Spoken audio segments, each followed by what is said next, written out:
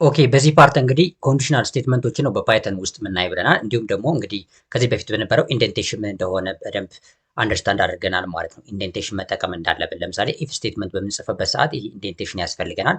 ምክንያቱም ይህ ኮድ በኢፍ ስቴትመንት ውስጥ ኤክስኪዩት የሚደረግ ከሆነ ይህን ኢንዴንቴሽን እንጠቀማለን ማለት ነው። ስለዚህ እሱንም አንደርስታንድ አድርጋችኋል። በዚህ ፓርት ውስጥ እንግዲህ የምናየው ኢፍ ኤልስ እና ኤል ኢፍን እንዴት አንድ ላይ መጠቀም እንችላለን፣ እንዲሁም ደግሞ እያንዳንዳቸውን እንዴት እንጠቀማለን፣ ምን አይነት ኮንዲሽኖች ሲሆኑ እነዚህ ነገሮች እንጠቀማለን የሚለውን ነው የምናየው ማለት። ስለዚህ ከዚህ ጋር ልምጣና ይህን አሁን ኢፍ የሚለውን ይህን ፓርት ላጥፋና የመጀመሪያ በዚህ ፓርት ላይ የምናየው ኢፍ ስቴትመንትን እንዴት መጠቀም እንችላለን በፓይተን ፕሮግራሚንግ ላንጉጅ እንደ ኮንዲሽናል ስቴትመንት ነው። ሶ ይህንን ኢፍን እንዴት እንጠቀማለን የሚለው ነው። የመጀመሪያው እንግዲህ ኢፍ ሪዘርቭድ ኬወርድ ነው፣ የፓይተን ኬወርድ ነው ራሱ። ስለዚህ ራሱ ያውቀዋል። ኢፍ ብለን እንጽፋለን ማለት ነው። ሶ ኢፍ ካልነ በኋላ የሚያስፈልገን ነገር ኮንዲሽን ነው ማለት ነው። ኮንዲሽን ያስፈልገናል።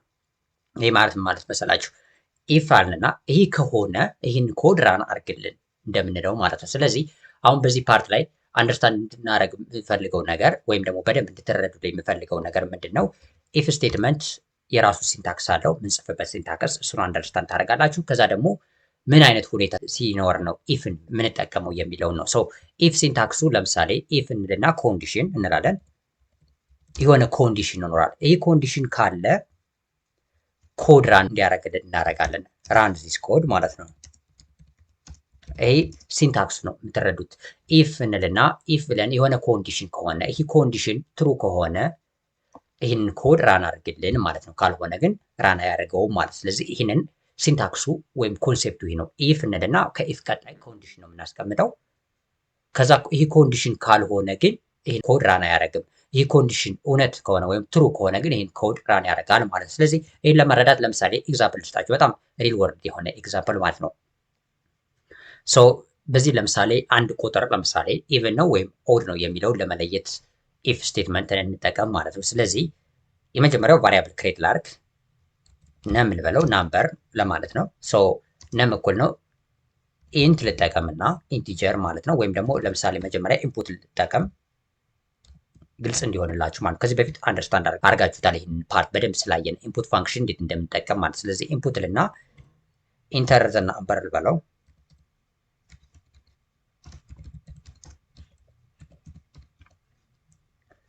ይህንን ኢንተር ዮር ናምበር አሉት።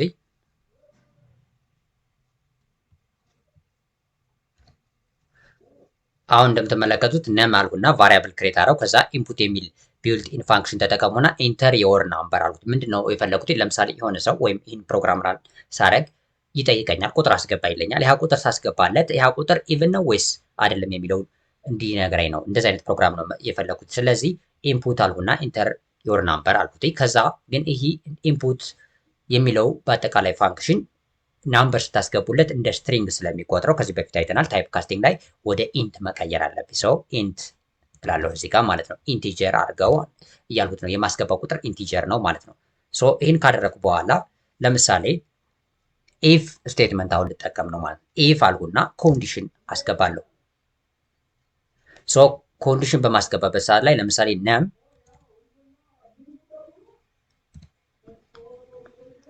አለና ይህ ነም ቁጥሩ ሞዱለስ እጠቀማለሁ። ይህ በጣም ቀላል ፓርት ነው። እዚህ በፊት አይተናል ሞዱለስ ኦፕሬተርን ማለት ነው። ስለዚህ ሞዱለስ ልና ቱ አረኩት ለሁለት ሲካፈል፣ ይህ ማለት የምናስገባው ቁጥር ለሁለት ሲካፈል ምንም ቀሪ ከለው ኢኳልስ ቱ ዜሮ ማለት ነው። ይህ አሁን ይህን ኮንዲሽን አስቀምጥና ከዛ ይህን ሁለት ነጥብ አስቀምጣለሁ ለኢንደንቴሽን። ከዛ ይህንን ፕሪንት አድርግልኝ ይለዋለሁ። ይህን ኮድ ራን አድርግልኝ ነው። ሶ ራን እንዲያደርግ የምፈልገው ኮድ ፕሪንት አልኩት።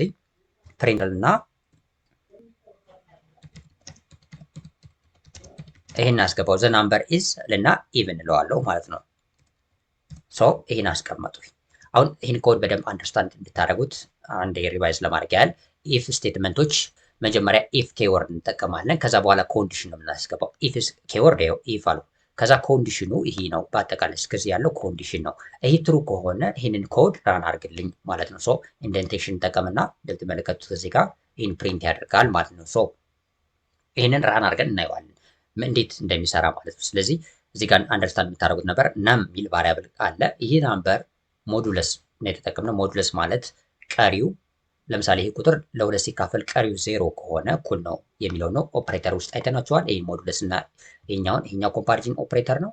ይሄኛው ደግሞ አርትሜቲክ ኦፕሬተሮች ውስጥ በዲቴል ስላየን ማለት ነው። ኦፕሬተሮችን በደንብ ካላያችሁ ተመልሳችሁ ከዚህ በፊት በነበሩ ፓርቶች ላይ ኦፕሬተሮች አሉ፣ እነሱን አንደርስታንድ ማድረግ ያስፈልጋል። ሰው ይህንን ኮንዲሽን ትሩ ከሆነ ይህን ራን አድርግልኝ ያሉት ፕሪንት ዘ ናምበር ኢዝ ኢቨን ሚል። ምክንያቱም ቁጥሩ ያስገባነው ቁጥር ለሁለት ሲካፈል ወይም ደግሞ ቀሪው ለሁለት ተካፍሎ ቀሪው ዜሮ ከሆነ ይህንን ራን ያደርጋል። ይህ ፎልስ ከሆነ ግን ይህን ራን አያደርግም ማለት ነው። ስለዚህ አሁን ምን አደርጋለሁ? እዚህ ጋር ልምጣና ራን ልበለው። ራን በማድረግበት ሰዓት ላይ እንደምትመለከቱ ኢንተር የወር ናምበር ይላል። ቁጥር አስገባ ይለኛል። ለምሳሌ 12 አስገባው።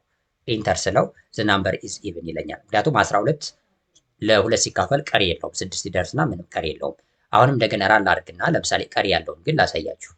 ለምሳሌ ኢንተር የወር ናምበር ይለኛል። 13 ባረገው 13 ለሁለት እኩል አይካፈልም ወይም ቀሪ ያለው ሰው ኢንተር ስለው ምንም ውጤት ምንም መልስ አያሳይም። እዚህ ጋር እንደምትመለከቱት ሰው ይህ ኢፍ ስቴትመንት ነው። ኢፍ ስቴትመንትን በዚህ መልኩ አንደርስታንድ አድርጉት። ሲንታክሱ እንዴት ነው? የመጀመሪያው ኢፍ ኬወርድ እንጠቀማለን። ከዛ ኮንዲሽን እናስቀምጥና በኢንደንቴሽን ውስጥ ራን እንዲያደርገው ይህ ኮንዲሽን ወይም ደግሞ ኢፍ ይህኛው በኢፍ ላይ ያስቀመጥነው ኮንዲሽን ትሩ ከሆነ ራን እንዲያደርግ የምንፈልገውን ኮድ እዚህ ጋር እናስቀምጣለን ማለት ነው። ስለዚህ በዚህ መልኩ ኢፍ ስቴትመንት መጻፍ እንችላለን ማለት ነው። ሶ በቀጣይ ፓርት እንግዲህ ለምሳሌ ይህ ትሩ ካልሆነ ለምሳሌ አሁን ይህ ኮንዲሽን ወይም ደግሞ ኢፍ ላይ ቀጥለን ያስቀመጥነው ኮንዲሽን ፎልስ ሲሆን ምንም ሪዛልት አልሰጠንም እንደምትመለከቱት። ሰው ይህንስ ምን እናደርጋለን የሚለውን በቀጣይ ፓርት እናያለን ማለት ነው።